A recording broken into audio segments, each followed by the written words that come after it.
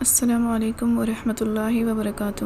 الحمدللہ رب العالمین والصلاة والسلام علی رسولہ الکریم۔ محمد صلی اللہ علیہ وسلم کا ارشاد ہے کہ اللہ نے ان کی شادی انہی عورتوں سے مقرر کی ہے جو جنت کے حقدار ہیں، اور زینب رضی اللہ عنہا ایک ایسی خاتون ہے جنہیں غریب اور مساکین کی ماں کے تخلص سے جانا جاتا ہے، کیونکہ وہ گھر کی خواتین میں سب سے زیادہ فراغ دل تھیں۔ ان کی پیدائش محمد صلی اللہ علیہ وسلم کے رسول منتخب ہونے کے 13 سال پہلے ہوئی تھی۔ جب انہوں نے پیغمبر ہونے کا اعلان کیا تو مکہ مکرمہ میں غصے کا ماحول بن گیا۔ وہ لوگ بھی جو رسول اللہ صلی اللہ علیہ وسلم سے محبت اور ان کی عزت کرتے اور جو انہیں صادق اور امین جانتے تھے، وہ بھی رسول اللہ صلی اللہ علیہ وسلم کے دشمن ہو گئے اور ان کا قتل کرنے کا ارادہ کیا۔ مگر کچھ ایسے بھی خوش قسمت لوگ تھے جنہوں نے فوراً ان کی دعوت قبول کی اور اللہ اور اس کے رسول سے بیعت کی۔ انہوں نے یہ اعلان کیا کہ وہ ایمان لاتے ہیں اور رسول اللہ صلی اللہ علیہ وسلم اپنے دعوے میں سچے ہیں۔ خلق کا وہ نیک گروہ جنہوں نے رسول اللہ صلی اللہ علیہ وسلم کی صداقت کا اعلان کیا تھا، ان میں سے ایک زینب بنت خزیمہ رضی اللہ عنہا بھی تھیں۔ عبداللہ بن جہاش رضی اللہ عنہ سے ان کا نکاح ہوا تھا۔ جنگ احد میں یہ صحابہ کرام شہید ہو جاتے ہیں۔ شہید صحابہ کی بیواؤں اور یتیم بچوں کو دیگر صحابہ نے شادی کر ان کو تحفظ کا احساس کرایا۔ پس زینب بن خزیمہ رضی اللہ عنہا کا ان کے شوہر کے انتقال کے بعد محمد صلی اللہ علیہ وسلم کی بیوی ہونے کا درجہ حاصل ہوا۔ حمنہ بن جہاش رضی اللہ عنہا کے شوہر بھی جنگ احد میں شہید ہو جاتے ہیں اور وہ بھی بے حد غمزدہ تھیں۔ ان کا حال دیکھ کر محمد صلی اللہ علیہ وسلم کہتے ہیں، جو مقام ایک بیوی کے دل میں اس کے شوہر کا ہوتا ہے وہ کوئی اور نہیں لے سکتا۔ ایک گہری سانس لیتے ہوئے حمنہ رضی اللہ عنہا کہتی ہیں کہ سب سے زیادہ غم انہیں یتیم بچوں کا ستا رہا، اور دریافت کیا کہ رسول اللہ صلی اللہ علیہ وسلم اللہ تعالیٰ سے ان کے لیے صبر اور طاقت کی دعا کریں۔ رسول اللہ صلی اللہ علیہ وسلم کی دعا ان کے حق میں قبول ہوئی اور ان کا نکاح صحابہ کرام طلحہ بن عبداللہ رضی اللہ عنہ سے ہو جاتا ہے۔ وہ ایک شاندار شوہر اور ان کے بچوں کے لیے ایک محبت کرنے والا باپ ثابت ہوتے ہیں۔ زینب رضی اللہ عنہا کا بھی وہی زیر حال تھا جو حمنہ رضی اللہ عنہا کا تھا، مگر انہوں نے کسی بھی انسان سے کوئی فریاد نہیں کی۔